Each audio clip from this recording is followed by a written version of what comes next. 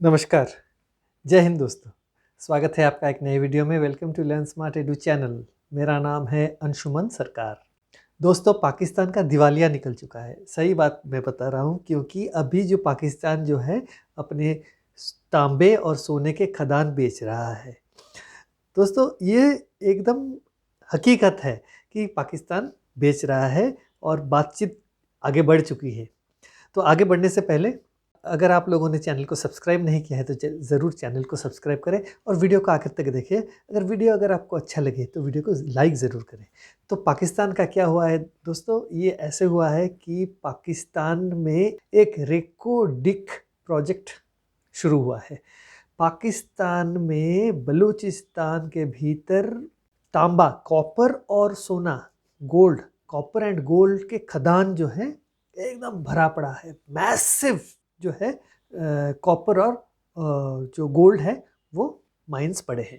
अब बलूचिस्तान के भीतर है। बलूचिस्तान के चगाई डिस्ट्रिक्ट है, वो ईरान और अफगानिस्तान बॉर्डर की ओर पड़ता है। तो वहाँ ये खदान, ये प्रोजेक्ट है। एक्चुअली में पाकिस्तान ने क्या किया है, पाकिस्तान ने जो खदान का जो है एक ज़िम्मा दिया था, बारिक गोल्ड कॉरपोरेशन करके एक कैनेडियन कंपनी है, उसको दिया है उस प्रोजेक्ट में हिस्सेदारी। एक्चुअली शुरुआत हुई है ऐसे कि बारिक गोल्ड कॉरपोरेशन 50% का स्टेक होल्डर होगा और बाकी जो 50% है उसमें 3 जो है पाकिस्तानी सेंट्रल गवर्नमेंट के जो कंपनियां हैं, पब्लिक सेक्टर कंपनियां, वो 25% रखेंगी स्टेक, और जो बाकी के 25% है वो वो बलूचिस्तान के लोकल जो गवर्नमेंट है उसको दी जाएगी। अब क्या हुआ है, अब ये जो प्रोजेक्ट का कॉस्ट है, शुरुआत में बारिक गोल्ड जो है उसने $4 बिलियन का खर्चा लगेगा इसमें, उसने कहा है।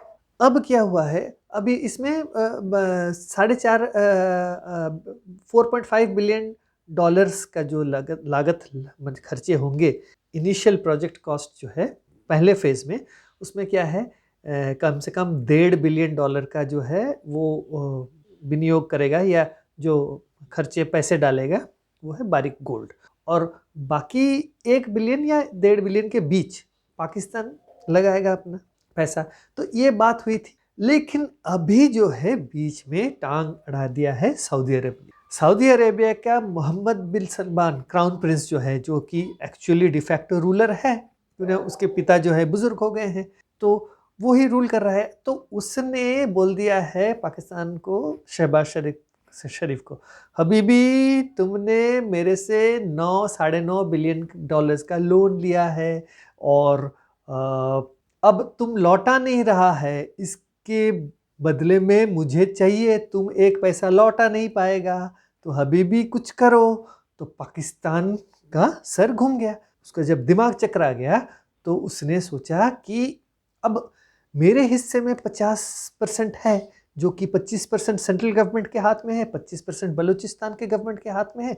तो एक काम करते हैं, कुछ शेयर्स जो सेंट्रल गवर्नमेंट के हैं मैं अभी दे देता हूँ सऊदी अरब को। तब जब यहाँ तक नौबत आई है तो क्या हुआ, पेट्रोलियम मिनिस्टर जो है पाकिस्तान का भागे भागे गया, क्योंकि ना पैसे मांग रहा है सऊदी अरेबिया। भाई लोन के पैसे लौटा, मैंने तो तुझे $9 बिलियन टोटल दिया हुआ है, एक पैसा लौटा नहीं रहा है, बार बार भीख मांगने आ रहा है मेरे से। ऊपर से बोल रहा है कि IMF का लोन मुझे मिलेगा $7 बिलियन का, तो मुझे मेरी सहायता करो। इसीलिए जो सऊदी अरब जो है उनका $4 बिलियन का जो डिपॉजिट पड़ा हुआ है पाकिस्तान के सेंट्रल बैंक में, उसी पे निर्भर करके पाकिस्तान लोन ला रहा है IMF से। अब उसका जो है मियाद ख़त्म हो गया था, तो दोबारा से उसने बोला है कि ठीक है, और थोड़ी दिनों के लिए मैं फिर से दोबारा अपना डिपॉजिट रख रहा हूँ $4 बिलियन का। तो अब पाकिस्तान फंस गया है बिल्कुल। तो अब जो है पाकिस्तान अभी बोला है कि तुम मेरे से जो है ये सोने और तांबे के खदान ले लो। तो पाकिस्तान का ये जो पेट्रोलियम मिनिस्टर है मुसादिक मलिक, वो भागे भागे जा रहा है सऊदी अरब से बोल रहा है कि भाई हम लोग तुम्हें खदान दे रहे हैं ना। तो अब क्या हुआ है, ये सऊदी अरब का जो गवर्नमेंट का, ये जो सऊदी अरेबिया का जो मनारा मिनरल्स करके एक कंपनी है, वो जो है अभी 20% जो स्टेक वो रेको डिक जो माइनिंग में वो अपना लेगा। तो करीबन जो है 10 से 20% मतलब पाकिस्तान का जो है हिस्सा और भी कम हो गया। बलूचिस्तान का 25% रह गया और शायद सेंट्रल गवर्नमेंट, पाकिस्तान का सेंट्रल गवर्नमेंट है, उसके पास 5% रहेंगे। तो कुल मिला के 30% अभी पाकिस्तान के पास रहेगा। 70%, 70% जो है 70% वो चले जाएगा बाहर के मुल्कों के लिए। इसका मतलब जो खदान से जो निकलेगा सोना या तांबा वो जाएगा बारिक गोल्ड के पास या मनारा मिनरल्स के पास। तो यहाँ तक नौ बजा के पहुंची है पाकिस्तान का। अभी सऊदी अरेबिया क्यों चाहता है पाकिस्तान के अंदर इन्वेस्टमेंट? क्यों ना सऊदी अरेबिया, एक तो पहली बात है सऊदी अरेबिया अभी डाइवर्सिफाई करना चाहता है अपने बिजनेस को। दूसरी बात है पाकिस्तान को जो लोन दिया है पाकिस्तान लौटा नहीं रहा है, तो उसके एवज में उसको चाहिए ही चाहिए। अब वहाँ और बारिक गोल्ड जो है वो एक विदेशी कंपनी है, तो उसने जो सर्वे किया था सारी चीज़ों का, उसने सर्वे करने के बाद यह पता चला है कि करीबन 4 लाख टन तांबा या कॉपर और 5 लाख टन सोना या गोल्ड वहाँ से खदानों से निकलेगा। और बारिक कॉरपोरेशन, गोल्ड कॉरपोरेशन जो है उसने 37 साल के लिए वो कॉन्ट्रैक्ट लिया हुआ है सारा। तो जो भी सोना निकलेगा उसका 50% बारिक गोल्ड ले जाएगा और 15-20% जो है मनारा मिनरल्स रह जाएगा। और बचे कुचे जो है वो क्या करेगा? पाकिस्तान में कौन लेते हैं? पॉलिटिशियंस लेते हैं, आर्मी वाले लेते हैं, और जो सरकारी जो ब्यूरोक्रेट्स है वो ले जाते हैं। तो बचा क्या? कुछ नहीं। और बलूचिस्तान जो है सबसे पिछड़ा प्रोविंस है पूरे पाकिस्तान के भीतर, ऊपर से सबसे मिनरल रिच बलूचिस्तान, तो उनके लोगों के कुछ लोगों के लिए कुछ बचा नहीं है। तो अभी ये माइनिंग प्रोजेक्ट जो अभी पाकिस्तान शुरू करने वाला है वो हो पाएगा कि नहीं? अगर बलोच के लोग नहीं चाहेंगे तो नहीं होगा वो। अगर देखिए चाइना जो है बलूचिस्तान में इसीलिए इन्वेस्ट कर रहा था कि वो वहाँ से लिथियम लेगा, सोना लेगा, कॉपर लेगा, और दूसरे मिनरल्स जो है मेडिसिन बनाने के में वो लेगा, ये सारी चीज़ें थी। अब क्या हुआ है, अभी चाइना जो है अभी उसने CPEC का जो प्रोजेक्ट बनाया है उसमें बहुत इन्वेस्ट कर लिया है उसने, तो वो अभी और रिस्क लेना नहीं चाहता है पाकिस्तान के भीतर। तो अब क्या है, अभी सऊदी आ गया है एक पिक्चर में। मैं बता रहा हूँ एग्जैक्टली गेम प्लान क्या है। सऊदी अरेबिया जो है डाइवर्सिफाई कर रहा है, तो डाइवर्सिफाई कर रहा है तो ये कॉपर जो निकलेगा, सोना जो है अपने पास वो रख लेगा सऊदी अरेबिया, उसके काम की चीज़ है। कॉपर जितना निकलेगा वो जो लेता है कॉपर यहाँ से पाकिस्तान से, वो किसको बेचेगा? और कॉपर से बनता क्या है? कॉपर से बनते हैं सोलर पैनल्स, कॉपर से बनते हैं विंड टर्बाइंस, कॉपर से बनते हैं तार, कॉपर के वायर्स बनते हैं और इलेक्ट्रिक व्हीकल्स में काम आते हैं। तो ये प्रोडक्शन में काम, तो वो कॉपर सबसे ज़्यादा इस्तेमाल कौन करता है दुनिया में?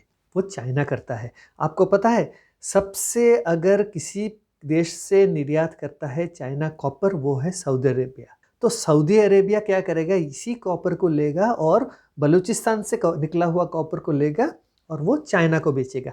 तो चाइना का भी यहाँ इसमें हाथ है। बलोच के लोग जो चाइना को पीट पीट के भगा रहे हैं क्योंकि चाइना ही सारी जो है नेचुरल रिसोर्सेस ले रहा है। अब सऊदी अरेबिया आ गया, पाकिस्तान क्या बोलेगा, देखिए मुसलमान देश हमारे देश से खरीद रहा है, लेकिन एक्चुअली में कि सऊदी अरेबिया लेके उसको चाइना को बेचेगा। तो एक ही बात हो गई ना, तो इट इज़ राउंड ट्रिपिंग। तो ये बात है। और अब बारिक गोल्ड की मैं अगर बात करूं तो बारिक गोल्ड जो है अभी पाकिस्तान में अपना पूरा क्यों वो डाल रहा है, अपना जो नज़र पूरा क्यों पाकिस्तान के ऊपर डाला हुआ है, मैं आपको बता रहा हूँ। उसकी भी एक कहानी है। वेस्ट अफ्रीका में माली नाम का एक देश है, वहाँ पे मिलिट्री रूल करता है। अब इसने क्या किया हुआ है, बारिक गोल्ड कॉरपोरेशन ने क्या किया था, उसने 2005 को माली के अंदर सोने के खदान उसने ले लिया था। इसका मतलब क्या था कि 80% जो है शेयर उस खदान का जो है वो बारिक गोल्ड के पास था और माली के सरकार के पास 20% था। लेकिन इतने सालों में 2023 में माली ने कहा, माली में अभी क्या है, अभी मिलिट्री रूल है, मिलिट्री कू हुआ था, उसके बाद से उनका वैसा ही है, टर्मोइल जैसा सिचुएशन है। तो गवर्नमेंट भी जो है केयर टेकर टाइप का गवर्नमेंट है, रन बाय द मिलिट्री। अब मिलिट्री ने क्या किया हुआ है, उसने बोल दिया है कि माली को बोला था, अभी बारिक गोल्ड को बोला था कि भाई देख, मेरे पास 20% स्टेक है, उस स्टेक को मैं अपना बढ़ाऊंगा, तू अपना स्टेक घटा। तू 80% सोना मेरे देश से लेके जा रहा है, मुझे सिर्फ 20% दे रहा है, ये कैसे चलेगा? मेरे देश का खदान, मेरा सोना, तू 80% ले रहा है, 20%। तो उसने क्या किया, उसने कहा कि भाई माइनिंग बंद कर और तू बाहर निकल यहाँ से। तो उसके जितने स्टाफ थे माली के भीतर, तो उसने उनको अरेस्ट कर लिया है और अरेस्ट वारंट निकाल दिया है बारिक गोल्ड के सीईओ के अगेंस्ट। और जितने भी सोना बाकी बकाया खदान से निकाला हुआ उनके रखा था उन लोगों ने, उसको भी लेके अपने बैंक के वोल्ट में डाल दिया। तो बारिक गोल्ड का जो अभी सिनेरियो अभी प्रिकेरियस है, तो वो भी उसके जो शेयर्स है दुनिया भर में वो गिर गए थे। अभी पाकिस्तान का ये जो है, अभी पाकिस्तान में वो सोने का खदान है, फिर अभी मनारा मिनरल्स जो सऊदी अरब आके इन्वेस्ट कर रहा है, तो उसके शेयर्स में भी उछाल होने शुरू हो गई है। तो उसको भी पॉजिटिव लग रहा है, वो भी देख रहा है कि मेरे अलावा पाकिस्तान में सऊदी अरब भी आया है, उसने भी रिस्क लेना शुरू कर दिया है। तो इसका मतलब क्या है, लॉस सिर्फ, अगर लॉस भी होता है तो मेरा सिर्फ नहीं होगा, सऊदी अरब का भी होगा। और पाकिस्तान तो क्या है, पाकिस्तान का लॉस प्रॉफिट उसमें कुछ नहीं है, उसके सिर्फ कमाई चाहिए और कुछ नहीं।